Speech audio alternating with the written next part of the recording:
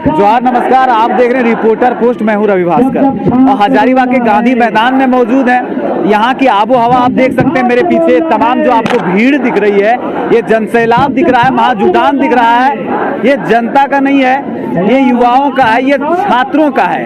आपको बता दें कि गवर्नर ने जो नई नीति लागू हुई थी उसको लौटा दिया है। उसके विरोध में यहाँ पे अल्टीमेटम के लिए स्टूडेंट अभी इकट्ठे हुए हैं और उसको संबोधित करने के लिए झारखंड के जाने माने चेहरा, युवा चेहरा, झारखंड के टाइगर कहे जाते हैं, जयराम महतो यहाँ पर आए हुए थे। आइए जानते हैं उन्होंने क्या कुछ कहा।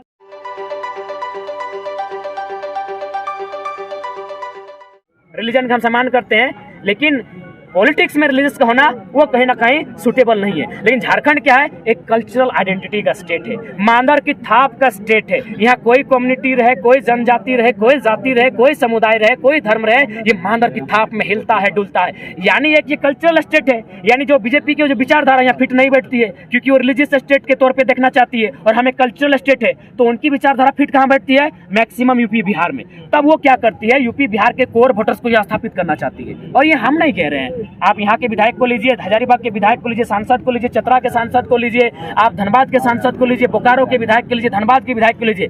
यानी बीजेपी का जितना भी विधायक सांसद है वो यूपी बिहार का है।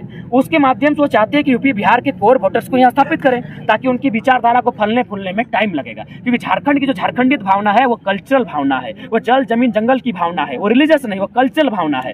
तो बीजेपी के रास्ते में ये बहुत बड़ी रुकावट है। इसीलिए सेंट्रल चाहेगी यूपी बिहार के वोटर्स को यहाँ स्थापित किया। हम नहीं कह रहे हैं, एक डीएसपी ने हमें आंकड़ा भेजा था, प्रत्येक साल 36,000 लोग इस देश राज्य में आ रहे हैं, जो अन्य राज्यों से हैं, मैक्सिमम उत्तर भारत के हैं। यहाँ आ रहे मना नहीं है, आइए नौकरी करने मना नहीं किए हैं, व्यापार करने मना नहीं किए हैं, वे लोग यहाँ आके वोटर आईडी बना रहे हैं। 36,000 प्रत्येक साल, हम आंकड़ा आपके सामने रिप्रेजेंट करेंगे। 36,000 लोग प्रत्येक साल इस राज्य में आके बस बसाव कर रहे हैं, वोटर आईडी बना रहे हैं, राशन कार्ड बना रहे हैं, आधार कार्ड बना रहे हैं। अब 10 साल बाद, 20 साल बाद कल्पना कीजिए कि किस प्रकार से ब्लास्टिंग होगा। अब तो अन्य देशों के भी लोग यहाँ काबिज हो रहे हैं, अन्य राज्यों के लोग काबिज हो रहे हैं, तो भाई क्या ब्लास्टिंग होगा और किस प्रकार यहाँ के लोग। चूंकि इसलिए अगर हम संपन्न होते हैं, अगर ये महाराष्ट्र होता तो हम गुजरात और कर्नाटक को स्वीकार कर लेते, आ जाओ। लेकिन हम झारखंड है, हम बिहार बंगाल जैसे तेज लोगों को स्वीकार नहीं कर पाएंगे, क्योंकि हम एजुकेशन में उनसे निम्नतर हैं, ये मानेंगे। क्योंकि बंगाल में कौन है, रविंद्रनाथ टैगोर, शायद पहले नोबेल विजेता भारत के ना, 1913 में प्रथम नोबेल विजेता जीतने वाला। तो हम कैसे मुकाबला करेंगे। बिहार चले जाए रामधारी सिंह दिनकर, उत्तर प्रदेश चले जाए मुंशी प्रेमचंद, हम कैसे उनका मुकाबला करेंगे। वे लोग एकेडमिक दृष्टिकोण से, एजुकेशनल दृष्टिकोण से हमसे स्ट्रांग हैं, तो हम मुकाबला कैसे करेंगे। हम झारखंडी बेटे के साथ ही कंपटीशन बैठेगा और झारखंडी भाषाओं में कंपटीशन बैठेगा, तब हम मुकाबला करेंगे। जयराम दा, आप जो बोल रहे हैं कि हम जो है 24 में युवाओं को आगे करेंगे, लेकिन जिस तरीके से केंद्र में दूसरी सरकार रहती है, राज्यपाल जो आप बोले कि यहाँ के नहीं होते हैं, दूसरे के होते हैं, तो आप जब आइएगा, आपके लोग सत्ता में आएंगे तो किस तरीके से स्थानीय नीति को लागे। अभी तो अभी झारखंडी सरकार है, हेमंत सोरेन कहाँ के रहने वाले, झारखंड के रहने वाले। हम एक बात देना चाहेंगे। सबसे पहला बात, यदि लगता है असंवैधानिक, यदि राज्यपाल अथवा जो कॉन्स्टिट्यूशन के पार्ट है, उनको अगर इस बात से डर लगता है कि जो झारखंड राज्य की जो स्थानीय नीति बन के आ रही है यह यदि असंवैधानिक हो, तो आप एक टीम बनाइए। जिस प्रकार कभी कालेकार समिति बनी थी, जिस प्रकार कभी मंडल कमीशन के लिए एक समिति बनी थी, जिस प्रकार मेहता समिति बनी थी, एक समिति बनाइए और सर्च कीजिए कि जो लोग ये दावा कर रहे हैं कि हम झारखंड में रहते हैं लेकिन 32वीं खतियान से हम लोग वंचित हो जाएंगे, तो सर्वे कीजिए कि क्या वे लोग झारखंड में ही रहते हैं या झारखंड के अलावा कहीं और रहते हैं। कहीं और रहते हैं तो खुले मंच पर भैया नमस्कार नहीं होगा वो, क्योंकि भारत का संविधान एक ही राज्य में डोमिसाइल की बात करता है। यदि आप इस राज्य में ही रहते हैं तो हम चाहेंगे डोमिसाइल 1, डोमिसाइल 2 परिभाषित करें। 5%, 7% जो पॉपुलेशन है अन्य राज्य के लोगों का, जो यही के हो गए हैं, यहाँ की भाषा संस्कृति को अपना लिया है, उनका सर्वे करे, एक टीम गठन हो और उनको स्थानीयता 2 के नाम पर परिभाषित करे, ताकि संविधान का उल्लंघन ना हो और उनको ये ना लगे कि इस भूभाग के लिए हमारा कहीं कुछ नहीं है तो हमको यहाँ से भगा दिए जाएंगे। लेकिन हाँ, जो लोग एक त्योहार यहाँ बनाएंगे, एक त्योहार अपने राज्यों में, बड़े भाई की शादी यहाँ, छोटे भाई की शादी यहाँ, नमस्कार, ये नीति अब नहीं चलेगी। आप हमें विद्रोही को, आप हमें शैतान को, आप हमें नक्सली को स्वीकार है। आज अगर झारखंड परेशान है तो दोहरी नीति के कारण। यहाँ डबल वोटर आईडी है, यहाँ डबल डोमिसाइल है। उदाहरण देंगे, महोदा में हमारे एक साथी हैं, हमारे भाई के चतरा में उनका भाई दरोगा बना है और बहन शायद जमुई में जाके दरोगा बनी है। बताइए क्या झारखंड में कोई बहन, कोई भाई, कोई बेटा बेटी ऐसा कर सकता है? ऐसा लाभ ले सकता है? दोनों हाथ में लड्डू ले सकता है? नहीं ले सकता है। इसीलिए तो डबल पॉलिसी का हम लोग विरोध करते हैं, डबल वोटर कार्ड का विरोध करते हैं, डबल स्थानीयता का हम लोग विरोध करते हैं। आप किसी राज्य में कहीं के हैं, उसका एक टीम बने, संगठित एक टीम बनाया जाए और एक सर्वे हो। फिर एक सवाल और, अभी रामगढ़ उपचुनाव नजदीक है और 1000 छात्रों की नॉमिनेशन की बात हो रही है। आप रामगढ़ चुनाव में किसकी तरफ? छात्रों के साथ हैं, 1000 छात्रों के साथ हैं। 1000 10,000 जितना संख्या में होगा छात्र नॉमिनेशन भरे और रांची नहीं दिल्ली को हिला दे कि छात्र ने कोई दर्द झेल रहे हैं। ये संदेश दिल्ली तक जाना चाहिए। बिल्कुल 1000 छात्र भरे फॉर्म। उससे क्या होगा, सरकार केंद्र भी हिल उठेगी, क्योंकि जो ईवीएम से चुनाव होता है उसमें 64 जगह होता है।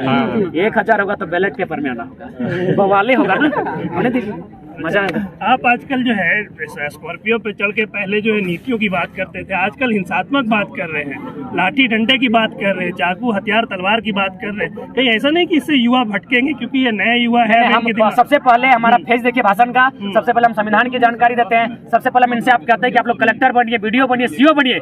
जब कुछ नहीं होगा तो मरता क्या नहीं करता, जिंदा रह के क्या करेंगे? जिंदा रह के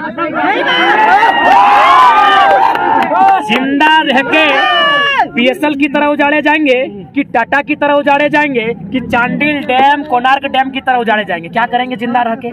पता है हमारे लोग अंडमान निकोबार में हैं, क्या करेंगे उस जिंदगी का? हमारे लोग असम में हैं, क्या करेंगे उस जिंदगी का? हमारे ही राज्य में चंद्रपुरा, फुसरो, बेरमो, झरिया, जमाडोबा, झोरा पखड़, केंदवा, करकेन कोयला के नाम पर उजाड़ दिया, नदी के किनारे उद्योग के नाम पर उजाड़ दिया। क्या करेंगे उस जिंदगी का? माननीय संवाददाता महोदय, पत्रकार महोदय, मीडिया बंधुगण, क्या करेंगे उस जिंदगी को? वह जिंदगी एक विस्थापन की जिंदगी मौत से बदतर है। कभी भी विस्थापन के दर्द को देखेगा, और विस्थापन का दर्द हमारे साथ नहीं है, मध्य प्रदेश में है, महाराष्ट्र में है, उड़ीसा में है, छत्तीसगढ़ में है, लेकिन वहाँ पॉलिसी तगड़ी है। पहले घर बनाया जाता है, नियोजन क्लियर किया जाता है, पैसा दिया जाता है, फिर जमीन लिया जाता है। मारो, पिटो, कुटो, चोटाओ, काटो, छीन के ले लो, परेशान। ठीक, विधायक मंत्री को कह देंगे सिंहासन खाली करो, 24 में आते हैं, झुमरा में सरकार बनाते हैं।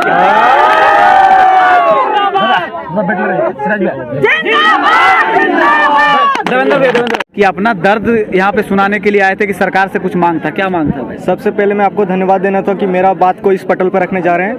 मेरा एक ही मांग है सरकार से, वर्तमान सरकार से, कि जिस तरह एसएससी, रेलवे हर साल एक फिक्स टाइम में एक अपना कैलेंडर जारी करती है, उसी तरह झारखंड गवर्नमेंट भी एक अपना फिक्स कैलेंडर जारी करे। जो 2015 की वैकेंसी जो सचिवालय की है 19 में रद्द होती है, फिर 21 में आती है, फिर 23 में रद्द होती है। हम इस बार कहते हैं पुरजोर तरीके से कि इस बार नया तरीके से कैलेंडर जारी करे और 2023 में ही परीक्षा को परिपूर्ण करके हम लोग को नियुक्ति दे, और उससे ज़्यादा कुछ नहीं करते। नियोजन नीति बने, 9 तारीख को बैठक है, उसके बाद फिर से लाया जाए। और हजारीबाग में यहाँ हम सुन रहे हैं कि लाखों स्टूडेंट पढ़ता है, यहाँ पे कंपटीशन का भी तैयारी उसमें करता है। तो जब यहाँ का स्टूडेंट अगर सड़क पर निकल जाए तो उसका तो चक्का जाम हो जाएगा सरकार का। तो फिर जब सरकार नीति सही नहीं ला रहा है, 2 बार वापस हो रहा है, उसके बावजूद भी सरकार स्टूडेंट खामोश हैं, इस विषय पर कुछ कहना। और लोग कहते हैं कि जब स्टूडेंट बोला है, छात्र बोला है, तब तक सिंहासन डोला, यहाँ तो डोल नहीं रहा है। जन आक्रोश और क्रांति करने के एक ही उद्देश्य है कि हम लोग के भावनाओं को क्षति पहुंच रहा है। जैसा उम्मीद के साथ हम लोग सरकार को लाए थे, वो उम्मीद पे खरा नहीं उतर रही है। इसी कारण हम लोग में आक्रोश है, और इसी को मांग लेकर हम लोग बार हम लोग क्रांति कर रहे हैं। एक बार पूरा से हजारीबाग में किए, एक बार रांची में किए, इस बार आज जयराम दा मातो आए हैं, इसलिए हम लोग हजारीबाग में जुटे हुए हैं। आप सही कारण है। देखिए, झारखंड के नौजवानों का यह दुर्भाग्य है कि 22 वर्षों में अभी तक नियोजन नीति नहीं बन पाई है।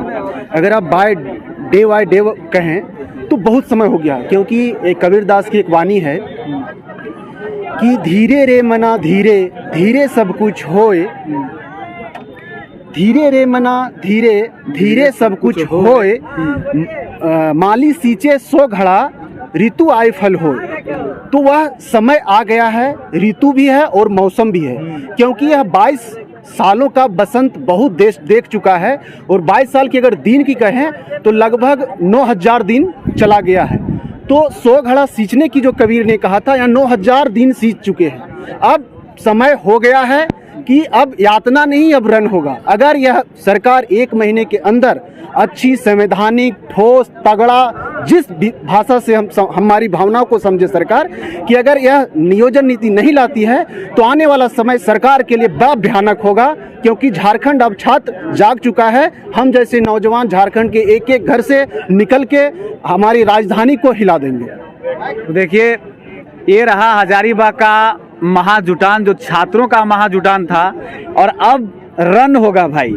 जो कविता है उसके शैली में अगर इसको आप समझें तो जो हजारीबाग का गांधी मैदान या छात्रों से उमड़ पड़ा था, यहाँ पर कई छात्र नेता थे, कई युवा नेता थे, कई ऐसे स्टूडेंट थे जिन्होंने अपने व्याख्यान में कहा कि नियोजन नीति के लिए अब समय नहीं है सरकार के पास। अगर वो अब नहीं लाती है तो अब दिक्कत होगा, सरकार को कुर्सी खाली करना पड़ सकता है। चलिए, बने रहे रिपोर्टर पोस्ट के साथ। मैं रवि भास्कर, बहुत बहुत धन्यवाद।